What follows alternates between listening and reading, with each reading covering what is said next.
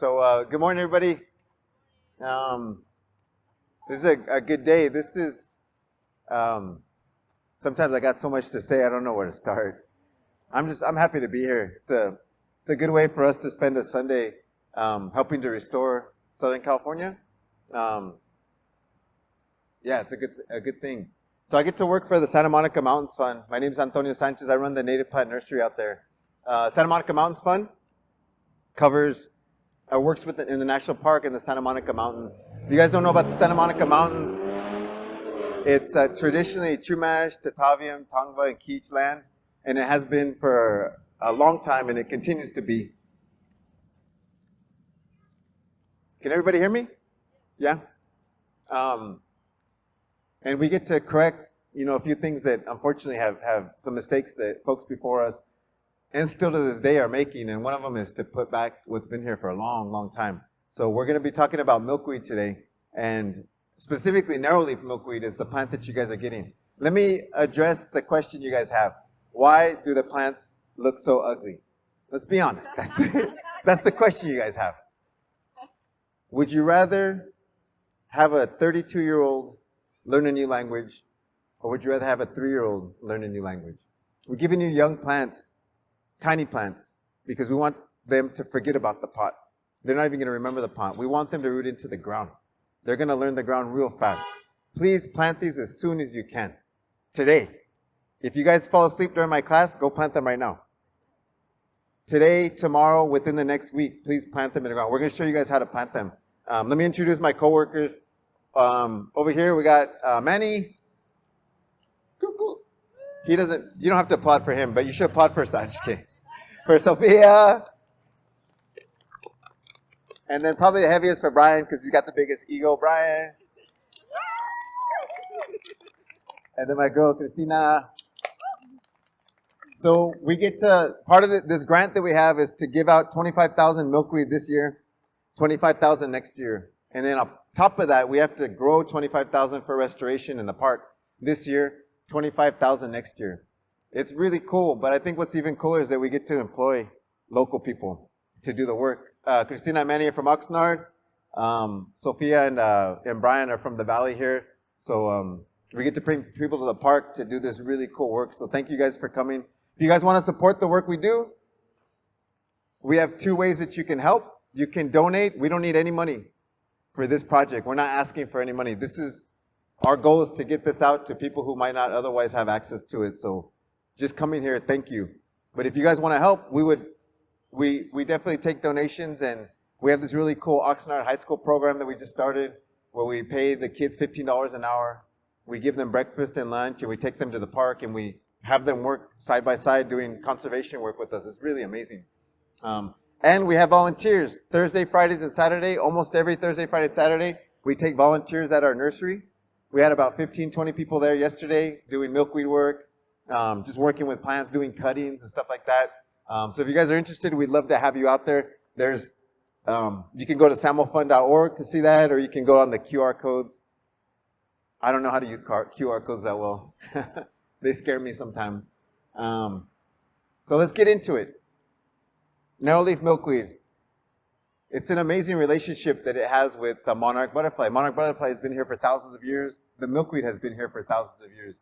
It's a really cool thing. Our narrow-leaf milkweed dies to the ground around Thanksgiving. Our monarchs go up to the trees and kind of sleep, or overwinter is what they call it, around Thanksgiving. There's this relationship they have. It's like me. Sorry for the youngsters. I'm going to be a bad influence. It's like me in liquor stores. We agree that 2 a.m. is when we should stop.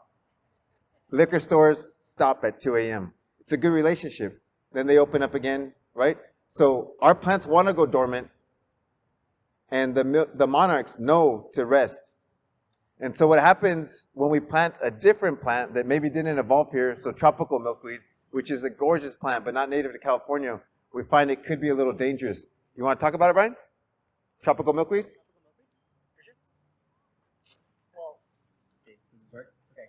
Nice and loud.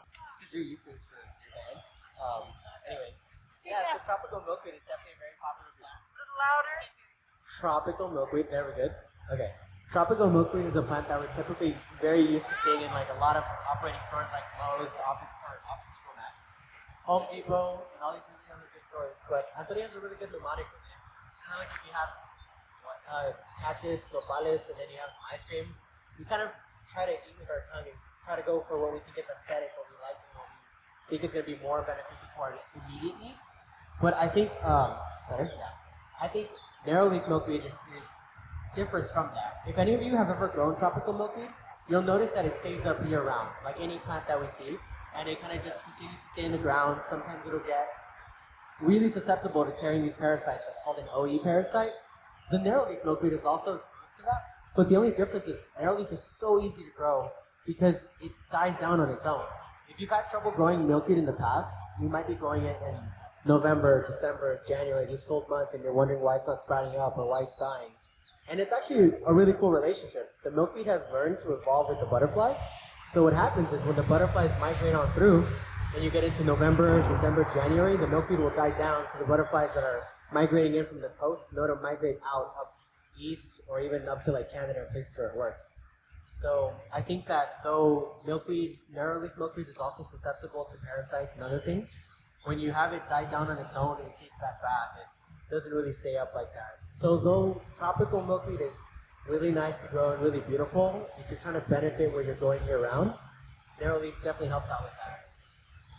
And I think the last thing that comes with that is, if you're growing tropical and you're trying to transfer from tropical to narrow-leaf, I would recommend it's best to try to establish this now, let this grow out, and then when you're getting into your tropical months of November, December, and it's up there, cut it down Thanksgiving, let it grow out again until it grows out till January 15th, cut it down again, and then once this one is established by next year, make sure you can pull out the tropical milkweed. So the milkweed is amazing. That's the only fruit that the monarch caterpillars will eat. We have about, I think it's like 15 to 17 species in California. In the mountains, we have 3 species. 2 of them are really hard to grow, or not hard, they're more difficult. One of them is easy. The narrow-leaf milkweed, this thing's a weed. If you guys take it home and you kill it, you should just stop gardening. I'm just kidding. But it really is that easy. We couldn't run a grant, let's put it this way, we couldn't run a grant giving out 50,000 plants with white sage and not hold people's hands about growing white sage or dahlia or manzanitas. There's some of these plants that are a little bit harder to grow. It's not that they're hard to grow, it's just they know what they want. And milkweed will take almost anything. You can grow it in a pot. You can grow it next to a lawn. You can grow it on a hillside with drainage and very little water. It's super, super easy. So we can give it away. If we get a white sage, if we were to give out 50,000 white sage, I would say maybe 1,000, 2,000 of them would live, right? These, if you guys follow directions, we're going to have most of them live, right? They're super, super easy. So why are they disappearing, or why are we even planting in the first place? So we know that the monarchs, unfortunately, they're disappearing, right? They're going away. We know that when they go to sleep, Thanksgiving to Christmas, they're very easy to count in the trees. Some of you probably heard that the counts in the 90s used to be over 2 million monarchs, which that's awesome. And then a few years ago, a little bit less than 2,000, which is huge. That's a huge, that's sad. But we can fix that. I believe we can fix it. So I used to have I've been doing native plants for over 18 years. I remember we ordered one time, I used to own a nursery, a native plant nursery, and we ordered on a pickup truck a bunch of milkweed. Tiny. They were about the size, maybe even smaller, but they were 1 gallon, so they were in this size. They were in this size pot, and at that time, and still, narrow-leaf milkweed is so easy to grow, it's so high demand, they'll just ship it small, right? And so they came that small, like 100 plants off the truck. We didn't have any milkweed in the nursery. And the monarch, while the stupid truck was still there, the monarch came and she could, I don't know what they do, if they smell it or what, but they know. I don't know how they know, but they know it. It's amazing. So let's show you how to plant it. But let's talk about why the monarchs have started disappearing, right? So there's a few reasons, and 2 of them you guys have a lot of control over. Let me pass it to Christina to talk about at least one of them. Hello, everybody. Oh. Go ahead. Is this good? Can you guys hear me? Yeah. Okay. So I'm going to be talking about lack of pollinators and climate change. Climate change, unfortunately, we can't change. We can take small steps, but sorry. Sorry. We can't change climate change. Woo, let's hope. But yeah, climate change is also affecting the monarch butterflies just because it's getting hotter sooner, and that kind of messes up with their migration. Something that we can change is lack of pollinator plants. So with milkweed, we do ask that you guys take at least 5 plants just so that you have enough food for the monarch caterpillars to eat. If you can't take 5 plants, if you don't have enough space for them, if you don't have full sun, maybe you live in a condo, apartment, you can also plant some supporting plants. And that's a way that you can help and you can encourage other people to help by planting California native plants. Some that we recommend is golden currant, which is Early. an early summer or No, early spring. winter. Early winter. Yeah. January. January. Is when the pollinators will be going to the golden currant, and then we can also do California goldenrod and then bush flower are really good pollinator plants that could help support the monarch butterflies with giving them nectar and then being able to make that journey down south. Yeah, cool. Thank you. So at our nursery, we don't sell anything. We give a bunch of plants away. We gave out goldenrod and golden currant yesterday to the folks that were there. So please come get some if you guys are interested. We'd love to have you there. It's really easy stuff. I don't know. I'm just kidding. It's in Newberry Park. We're by Thousand Oaks. It is a little far. But so 2 things we can do. This is sad. We're done with the sad news. Give me 2 more minutes on crappy news, and then it'll be good. It's like we left it on CNN, and then we're going to go to Nickelodeon for cartoons. The cartoons are coming. So Xerces Society, which is an amazing group that does a lot of insect work, they did research in the Fresno area, and they went to 4 different spots. Nurseries, so wholesale and retail nurseries like Lowe's and the guys who are growing millions of plants. They took cuttings of Narrow-Leaf Milkweed. They went to native nature or wildlands. They took more cuttings. They went to farms, organic and non-organic. They took milkweed that was growing wild. And then they went to people's gardens. Some people that said, I'm organic, I don't spray nothing, and then non-organic. And they took clippings. So over 150 different samples they had. They sent them to the lab to see if they had any pesticide residue. Out of the over 150, how many of the plants do you guys think had pesticide residue on it? And if your answer is everything, it was every single plant. On average, there was 7 different pesticides on those plants. Those of us who live by fields, who have worked on fields, know we could have told you that. So that's something we can control, though, right? So we want you guys to spray less or not spray at all. And I think it's not easy. I'm not going to say it's easy because we want to weed and it's really easy to do that. But I think it's a decision we make to use less pesticides, use less chemicals. And I think we can do that. The other thing that we can control is the lack of, like Christina was saying, is the lack of targets, right? If I go into a town, I remember I probably shouldn't tell the story. But I grew up in El Paso, Texas. And my dad, Mexicano, we used to drive through Central Texas. And at that time, he said, we're not going to stop in any town unless there's I don't even have them here. What are they called? Not a Sonics, but basically, if there's no Sonic Burger, we're not stopping, right? We need to give the milkweed a reason, or the monarchs a reason to stop. So we're giving you guys 5 plants, but we're also encouraging you to plant pollinator plants. My dad really used to say that.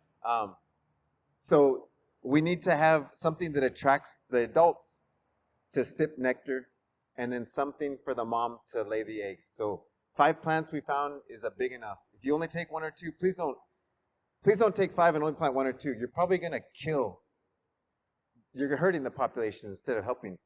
And the reason we give out 5 is it's like a kid's birthday party. If you invite a bunch of your friends out to the park, 20 friends, and your parents only bring 1 Domino's pizza, the kids are going to be pissed off.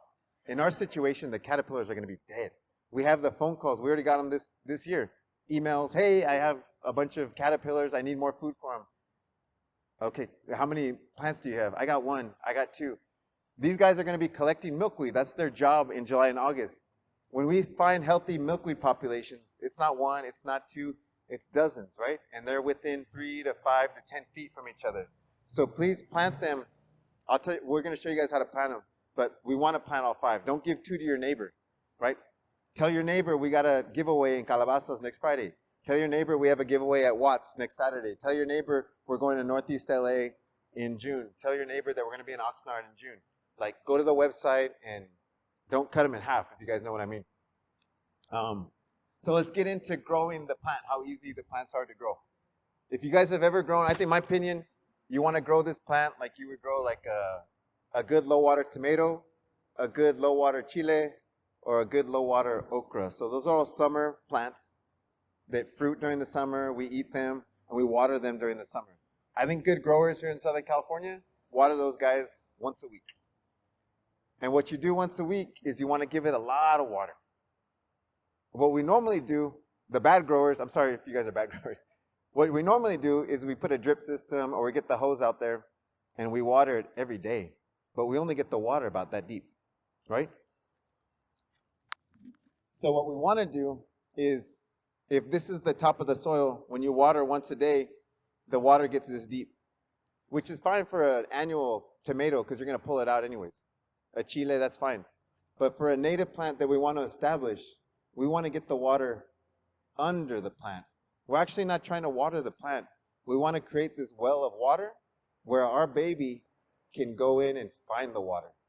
So I'm going to encourage you guys to water once a week deeply. I'm going to show you how we do that. Once a week deep is a lot better than every day just a little bit. Because what happens is we create this huge root system. And our plants are going to go dormant. They're going to go to sleep by November. And then once you have that root system, they'll wake up in March. A lot of times people say native milkweed is hard to grow. It's mostly because they didn't establish that root system, and it goes to sleep. The tropical milkweed won't go to sleep. So it always takes the water. It's always growing. But our native milkweed has to die back. That's just it. It has to die back. And so it needs a good root system to do that. So please deeply water your plants. We plant them about 3 feet apart. That's perfect. 2 feet apart you can get away with, but you're asking for trouble. When it's 2 feet apart, especially in our gardens, because our gardens are well watered compared to nature, when they're 2 feet apart, it's almost too humid. If you guys aren't familiar with milkweed, it's a lush plant. When it's happy, there's a lot of water in the leaves. And so you'll get this, it's like when you plant tomatoes too close to each other and there's fog, overhead rain, you start getting these mildew issues, right? So 3 feet apart is perfect. I like the sidewalk, the parking strips. That's a good spot for them because those parking strips where you park your car, like that little sidewalk strip, it's about 3 feet deep. And usually they're 10, 20, 30 feet wide or 30 feet long. So it does go to sleep for 5 months. So I wouldn't probably just put that. I might put something like a rosemary. If you want to do native, I would put a buckwheat, a lavender, or something native that's like a lavender, like a sage. So you could put one milkweed and then a sage and then another milkweed, 5 or 10 feet apart, right? To create that space. Then it'll go dormant and then it'll come right back, right? They take full sun. They take part shade. They can be next to lawns. They can be on a system that has no irrigation. You're just watering by hand. The first year, we ask that you water them deeply once a week. That's going to be to Thanksgiving. After that, they have a huge root system. During the winter, how do we water them? We probably don't, because Creator, God, nature is watering them for us, right? That's the agreement that they have. I'm going to water you during winter, and then you're on your own. April, May, June, July, August, September, October. That's 7 months with traditionally no water. That's 210 days with no water. Our plant can make it. But it looks better twice a month. So next year, twice a month water. If it's next to a lawn with overspray and it's getting watered every day, is that okay? Yes, 100%. It doesn't need it, but it'll love it. And that's why we can get away with this grant. Because if we were doing white sage like that, and you put white sage next to a lawn, it'd probably be dead in about 3 years. Just too much summer water. It can't handle it, right? So full sun, part shade, 3 feet apart, water deeply. Next year, we do water every 2 months. I'm sorry, twice a month, or more if you need to. Is anybody going to do them in containers? Yeah? Cool.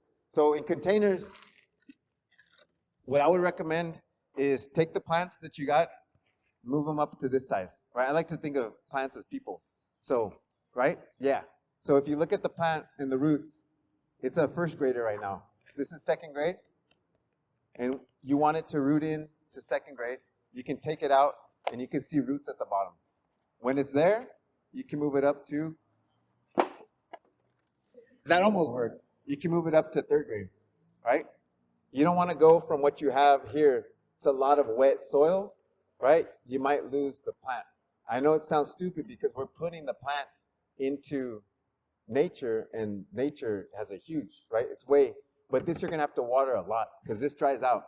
Our clay soil, it's hard for our clay soil to dry out. So you're gonna be watering this about every 2 or 3 days, right? So the important part is you need to feed it. We fertilize a lot in pots. If you guys are growing in the ground, no fertilizer.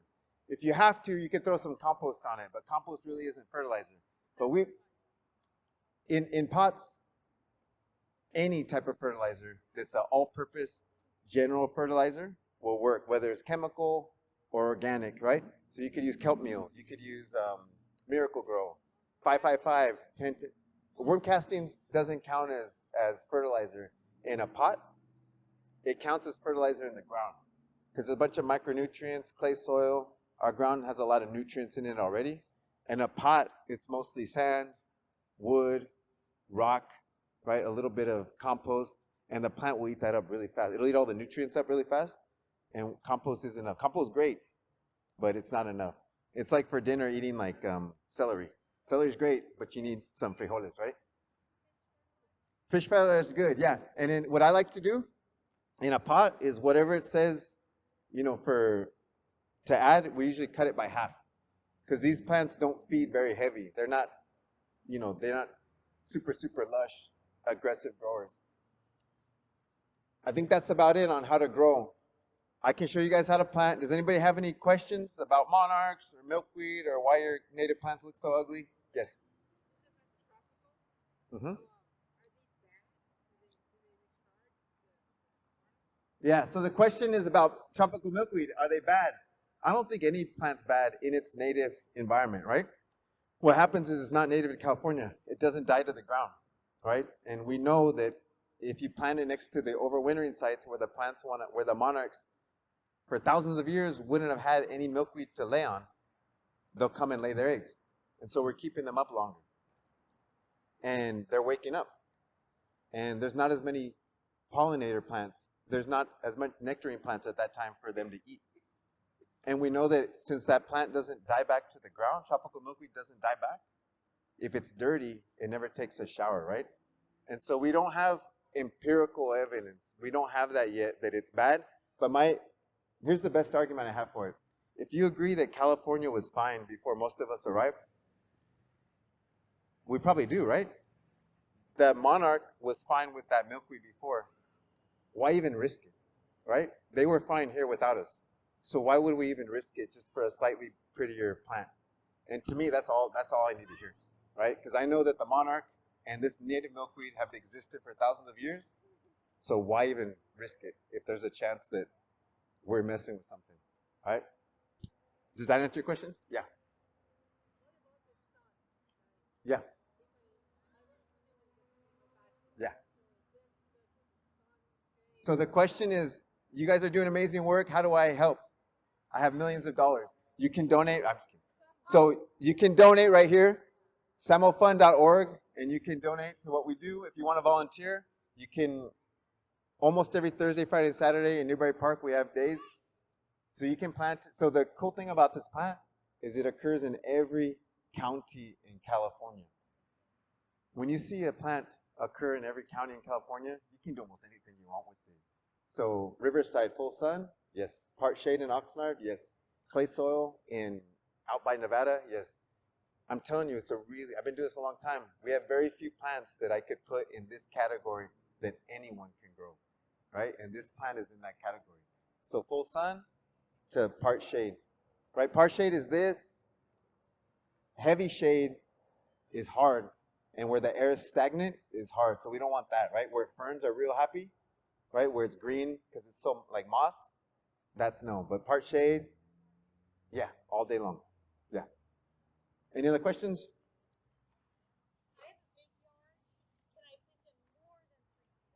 So she has a big yard.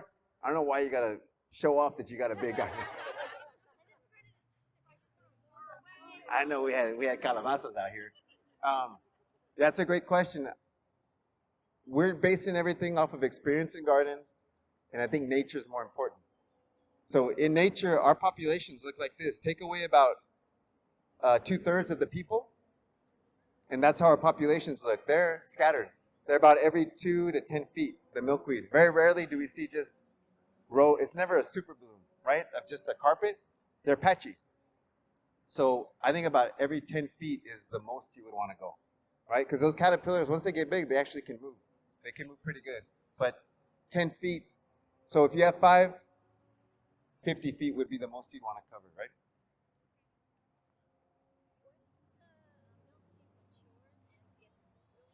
Yeah. Yeah, so once we're done with this talk, where can I donate? I'm just kidding.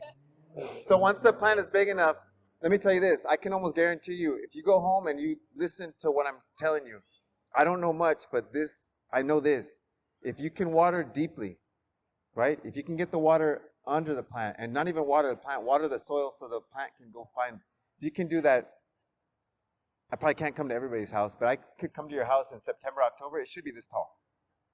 They're basically annuals because they die back to the ground every year, and then it's a fresh plant that comes up.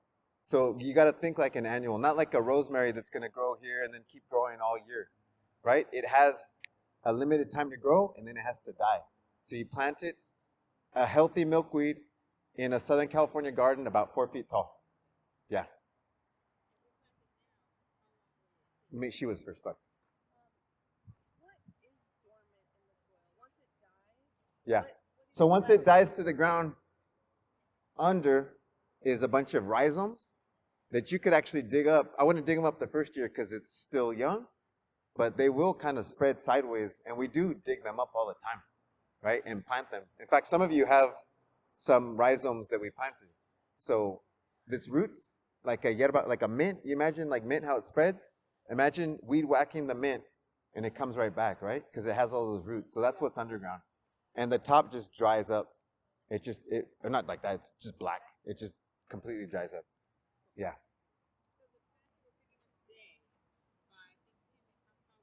So the plants by Thanksgiving, if you're watering deep, right, they should be 3 to 4 feet tall. And maybe half of you will get flowers this year.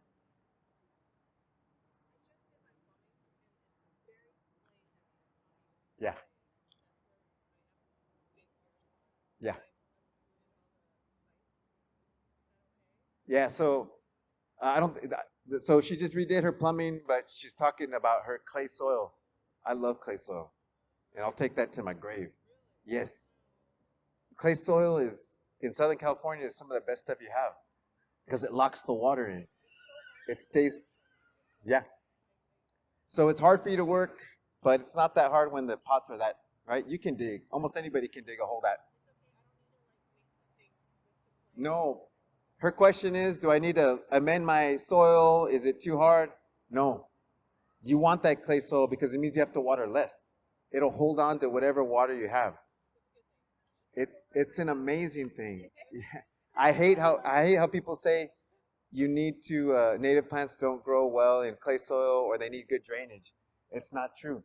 For almost every native plant that says that, that's the lazy. What they do want to say, I think they put it on there because they don't want to say this, is if you have clay soil, stop overwatering your clay soil because every time you put water in your clay soil, that's a long label, right?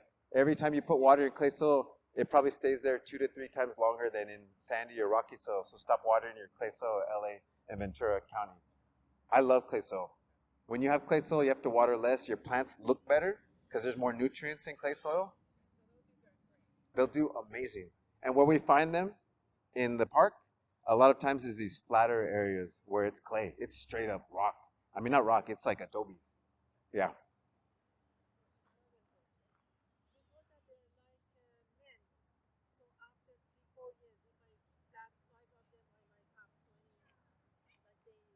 Yeah, so the question is like mint, After 3 or 4 years, well, I have 20. Scientifically, you're only going to have 5 because they're clones, right? They're the same plant, but they will spread, and they're very easy to weed out, right? They're very easy to pick out. If you want them to just be here, they're very easy to pull out, right? Sometimes, if you're lucky, they'll reseed, right? We get that at some of our gardens. We'll plant like 5 or 10, and if we're lucky in a few years, we'll have 10, 20, 30 in different spots. But never does it become a weed where you're like, it's hard to remove. Yeah. If you want to make them more, wait 2 years, digging them up when they're asleep, like a rose. I don't know if you ever seen people sell roses or plums when they're bare root, right? They're just selling a rootstock, basically. So in 2 years, when you have healthy roots, you can dig them up around Christmas time, and then you can cut them up. Yeah. Go to the farmer's market, sell them for $20. Yeah. These plants are expensive. They're really expensive. Anybody else? Oh yeah, who? Oh, I'm sorry. Yeah, I'm gonna show a planting and a watering. Yeah, cool. Nobody has any other questions? Yeah.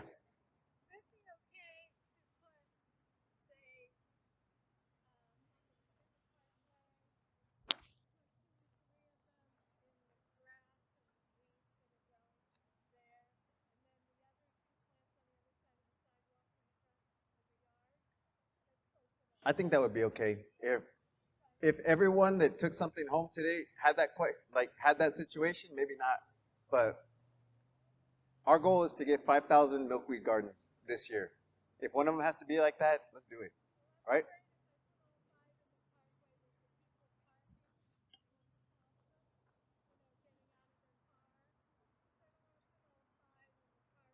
Yeah.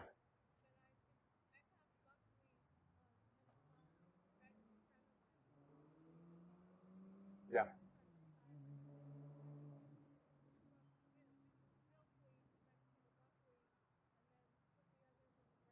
Yeah. Her question is about separating them, 3 in the sidewalk and 2 in the where the lawn is or the garden. I don't think everybody should do that, but if you have to, let's do that. I get it. Yeah. Cool. I understand. Yeah. You guys ready? Anybody other questions?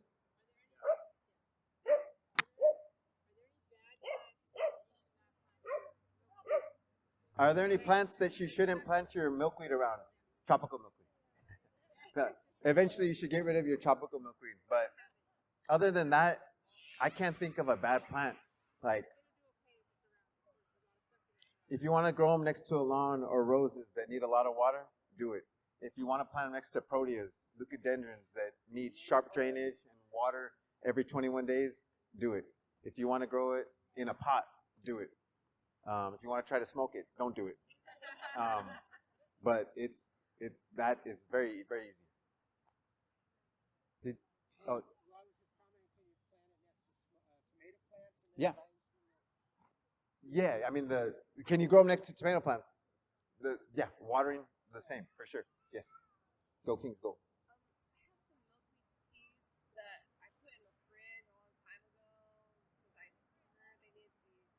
Cold stratified, yeah. But I feel like it's been a year since I did that. Are they not viable anymore? So she put some seeds in the fridge as long as they stay dry. That's the hard part. If they got wet at all, they might have wanted to wake up. And the reason we don't give out seeds instead of plants is it's like handing you guys a baby. If I give you a baby, you're going to take care of the baby. If I just give you like sperm and egg, like you guys be like, okay, whatever. So, but it's also harder to do seed because our seed needs 70 degrees to wake up. That's not easy for a lot of people to have that. But if it's been dry, the seed, if it stayed dry, then you're good. Go ahead and sow it. Sow it out in the sun right now. Yeah. Anybody else? Yeah.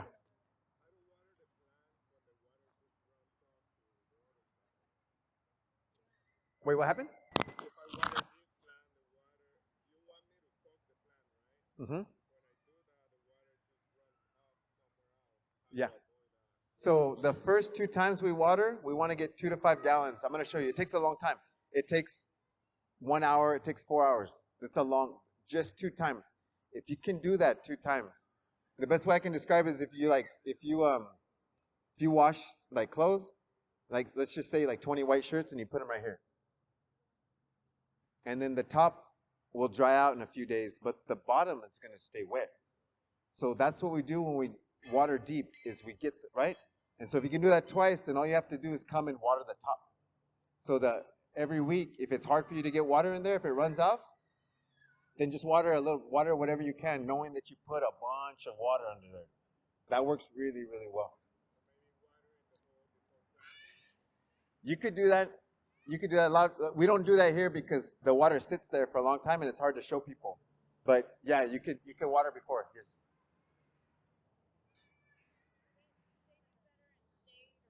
Full sun to part shade. In Riverside, wherever.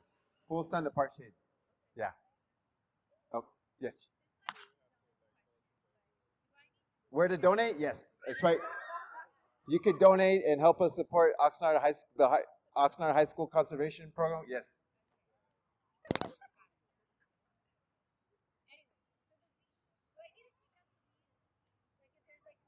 That's a great question.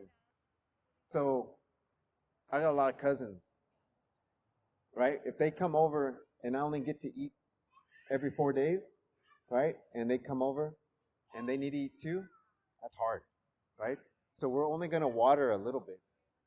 So if you're only watering a little bit, you got to take the weeds out because those weeds are going to suck. They're going to eat frijoles. They're going to take from your plate. If you have a system where there's lawn or like tomatoes and you're going to water anyways, it's not as important. But I would definitely get rid of those weeds because they're just sucking nutrients. Yeah. Mm-hmm.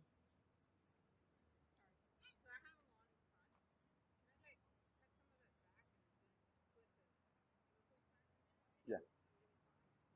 So she has a lawn. She's going to cut a hole and then put a milkweed plant. I would try to get rid of a good size of the lawn too, like a 5-foot, radius if you could.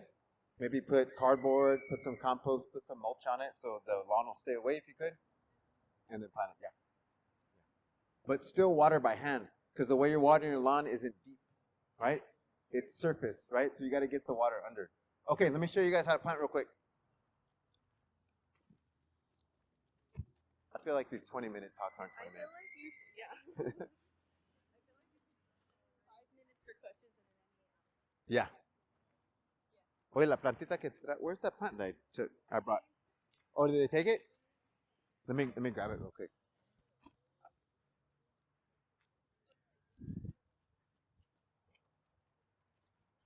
All right, if you guys could gather around. Sorry, this is tight. So this is how we. Let me come back.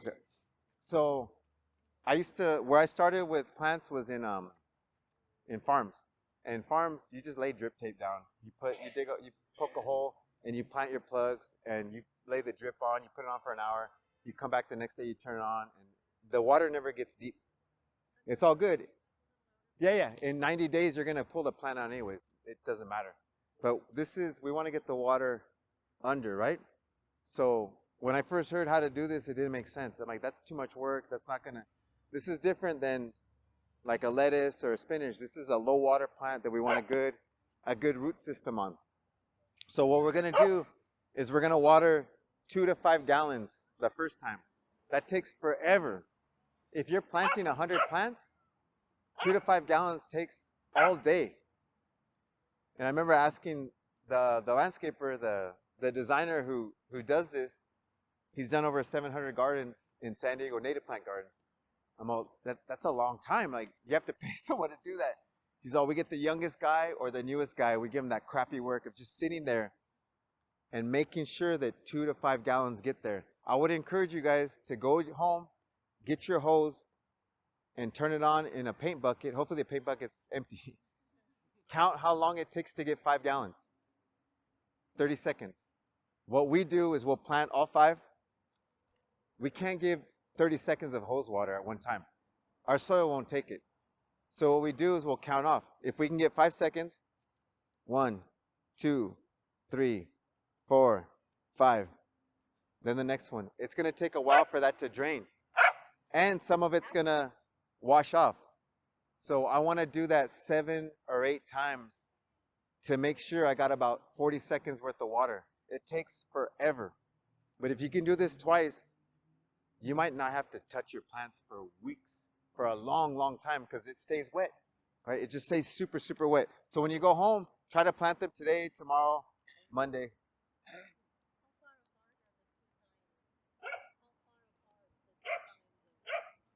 Yeah, we do it a month apart.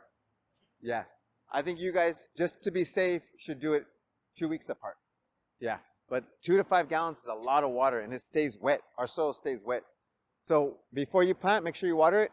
Right? So I water the plant. I have a good wet plant. I'm going to dig the hole twice as wide.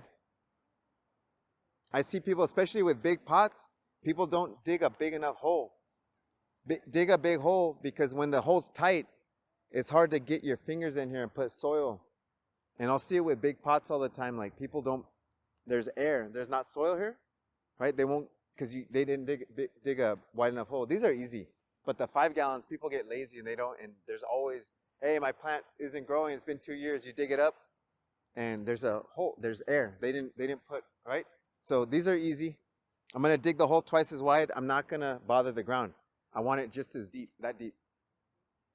The reason is I want this plant to work. I want this plant to work for its roots. I don't want to make life easy for this. And when I put the plant in the ground, I'm going to push it down. I need it to kiss the soil.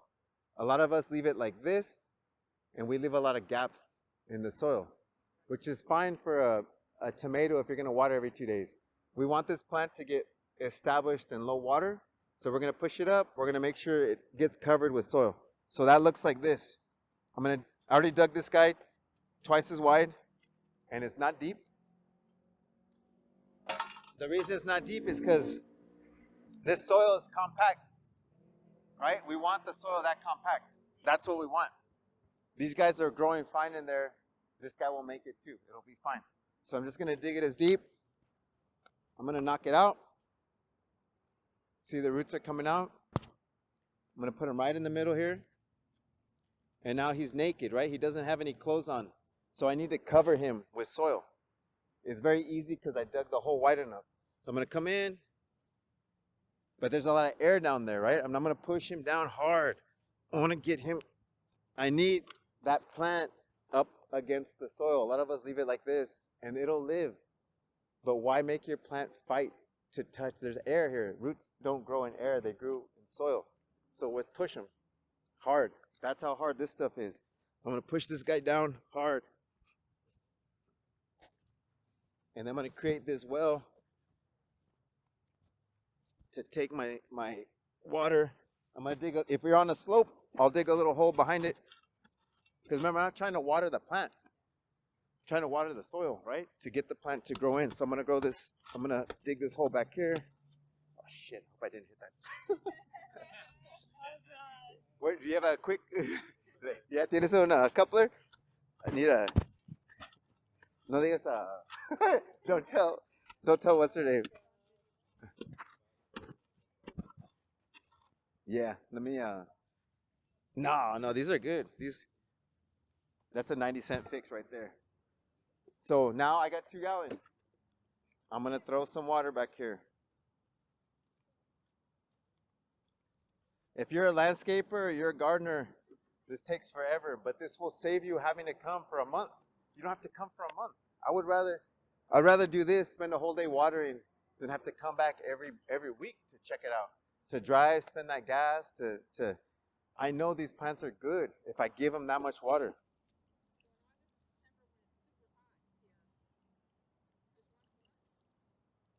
I would water once a week the first year. Because the first year we're making roots. The second year, you don't need to water at all. Because these plants live out here with no water. The 2 gallons is just the first 2 times. After that, whatever irrigation system you have or how much you can water. Because this does take a long time. So I'm going to get water in here. Water back here. That's not even a third of a gallon. You can see how long this is going to take. And I would prefer to have it be 5 gallons.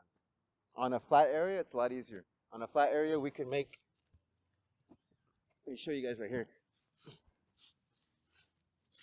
we can make a big well right here. Dig it. I'm not going to dig it, but we can make a little bit of well. We can set water in there a lot easier. It's harder on a slope. It's easier. We could throw about a gallon or two at a time to soak it up. So we do that the first 2 times. You guys do it today. Do it in 2 Sundays again, 2 to 5 gallons. And after that, this irrigation system, once we fix it, will be fine. Um,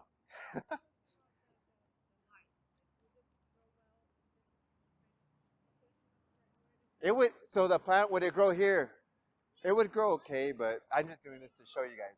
Yeah, it would be fine here, but it'll be happier in lighter shade. Yeah, this is pretty good shade. Full sun or light shade? Part shade. Would it do better if we have in our backyard like a raised bed, next to our house, like a Yeah, brick planter with other plants, or would it be better on a flat, right? it's up to you. In a raised bed, you have to water them more often because a raised bed kind of needs more water. And in the ground, you don't have to water them as much. It kind of depends. It's up to you. Yeah. Anybody else? If you guys have anybody you know who could take some plants, calabazas on Friday, Watts on Saturday. We have, those are, yeah, we don't have the other dates up yet, but for June we'll be in Oxnard, Long Beach, Northeast LA. They'll be out next, probably Friday. Yeah. What was the other 3 plants you talked about? Goldenrod, what was the third one? And then bush flower. Bush flowers. And that lady that was asking about a big yard, plant them 5 feet apart or whatever you recommend. I can't remember. And then plant those in between it to fill it in, right?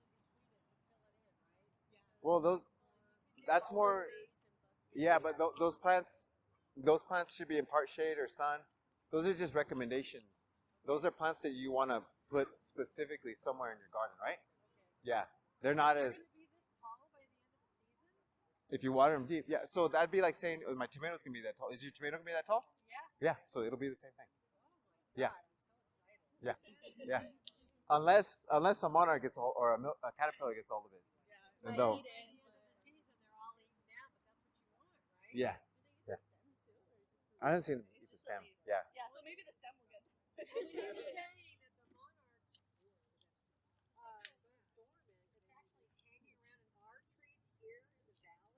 Or is it going No, to like Mexico? no. Where do they, Less than 5% of our California monarchs ever go to Mexico, right? They don't. They really don't. They're strictly California, almost strictly.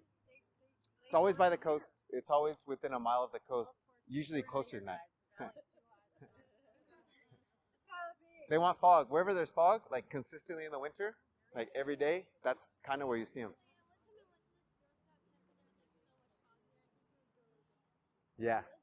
Pismo Beach, Carpinteria, Pacific Palisades, like those, foggy areas.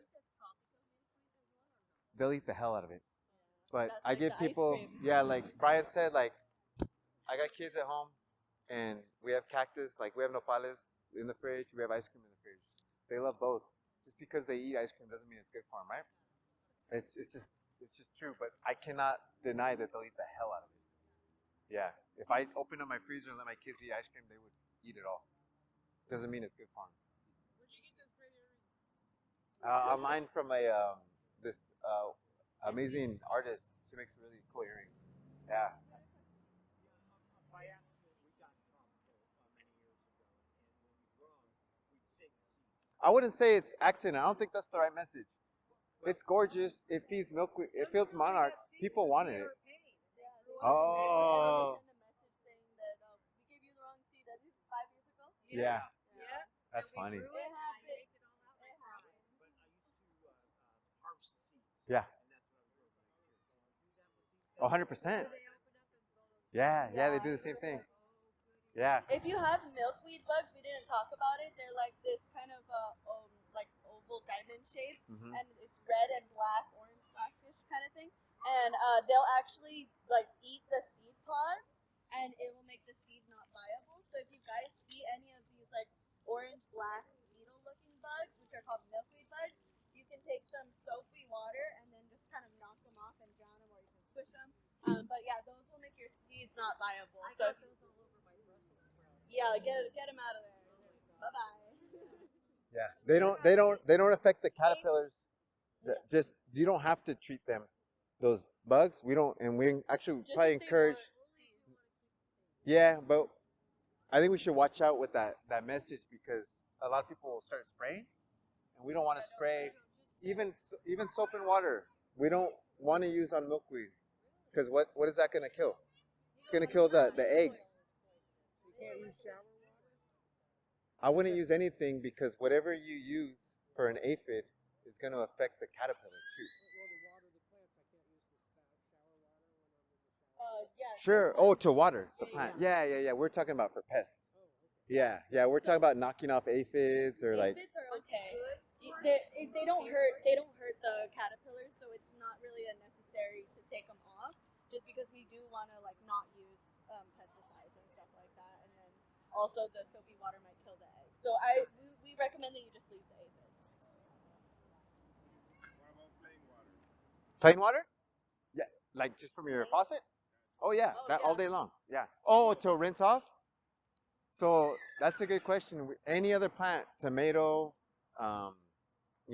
artichokes, do it, but not on this one just because the insects aren't dangerous enough to the plant. And they don't hurt the insects don't hurt the monarchs. So we're just doing it for we were telling you guys for the seed, if you go individually and you squish the beetles, some people don't like it. Like you just kill them like that. Then you can let your seed develop because what they do is imagine it's like a chile, and imagine puncturing the chile and then sucking the seed in. That's what they do. So they're not hurting the caterpillars or the monarchs. They're hurting the seed. Also, so they can't propagate. yeah. Also, so something Yes. that we do in the park, also just to collect the seed, because we're not always there when the pods open. We put mesh bags over them once we see the seed has already developed and it's starting to form. Then we put mesh bags and then tie them tight just to make And sure. that'll keep the beetle off of them too. Yeah, so that's also another. Not 100%. Yeah. Yeah, it's another. Sometimes they do get in there. They get in. Like squeeze in. But I mean, since you're looking at your garden every single day, you'll be able to monitor it a little bit more closely with the mesh bag. Yeah. It's a good And trick. you capture the seed. Yeah, it's a good trick. Alkaline water uses a lot of chloramine. Does that have any effect on plants? Chloramine, like a. I didn't hear the first. What did you say? LA Oh yeah. They treat it with chloramine. You can smell it sometimes. Okay. And the trick is leave it out 24 hours and the gas is off. But does that have any effect on plants? I don't know about the milkweed, but I could tell you. So the milkweed occurs in areas that's more wet than most native plants. It's more organic than most native plants. I think if anything, it would be able to handle it. It would handle gray water. It would handle recycled water. I couldn't say that for like some manzanitas. I wouldn't be able to say it for some dahlias.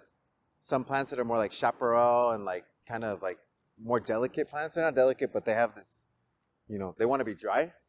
I don't think it's going to be a problem. I think they change the blend of the water every 2 weeks. You can Yeah. kind of smell it, and sometimes it's really strong, and sometimes it's Yeah. not. If you're growing tomatoes and lawns with it, it should be fine. Yeah. It's low water though. It tastes good. I'm so sorry if you already covered this. We did come a couple minutes late, but I was going to ask you. Thank. About the Santa Monica Mountains Fund. Oh yeah. Yeah. So we're like Yosemite and Sequoia. Those are national parks, and the Santa Monica Mountains is a national park. It's a national recreation area, which means you don't have to pay to get in. It's really cool. So like Yosemite and Golden Gate, they all have friends of the park. So we're basically friends of the Santa Monica Mountains. We just don't have that. I don't know why they didn't just call us that. They should call us that. Santa Monica. It makes no sense. We're a young organization. We're 7 years old. The reason we're here is after the fire went through the Santa Monicas, they needed help restoring. So collecting seed from fire followers and other plants that came up, and then weeding all the weeds that were going to come up. So they hired a few of us, and then from there, we were able to kind of leverage just working at the nursery to say like, why don't we take the Santa Monicas out here? Because this used to be native plants, right? There used to be a lot of native plants here. So that's our goal for a lot of stuff is the Santa Monica Mountains does a lot of other work too. P22, the mountain lion that got run over, some of the work they do as well. But yeah, I think our big push for us is the nursery, right? So we have a bunch of projects. We work with a lot of native folks. We work with a lot of youth, free plants. We're preserving the seed from the mountain too. So we do seed collections. We have like um, tens of millions of seed that we've collected and we're freezing for long-term conservation. It's pretty. I don't like to brag, but it's pretty amazing work. Yeah, but I think the important part is that we get the diversity because, with all respect to the park is Agora Hills, Calabasas, Thousand Oaks, Westlake Village, which are amazing communities. There's very little diversity in there, and sometimes we won't get folks from Northeast LA or Oxnard. They don't even know that the park's there. Or just here, San Fernando Valley, and that's what a lot of our push is like, let's grow the plants, but we got to get people here so they can imagine working here, and it's cool. It's cool. Yeah. Thank you. If you can't plant them for a week, you water them. Yeah, No. you just feel them, and because I mean, right now we've had a lot of fog, so they don't dry out as fast. But who knows when we're gonna get sun again? So if you feel them the way that they feel right now on some of them, they should her plants that she's holding right there. If you feel them, and then when they feel dry, like you pick them up and they're not as heavy. That's how we water our plants in the nursery. So just kind of make sure. Okay, got it. Yeah. I got Okay. some help. I would definitely plant it within a week. Yeah, no, my gardener will be here next Sunday. Yeah. Yeah. I need his help. Yeah.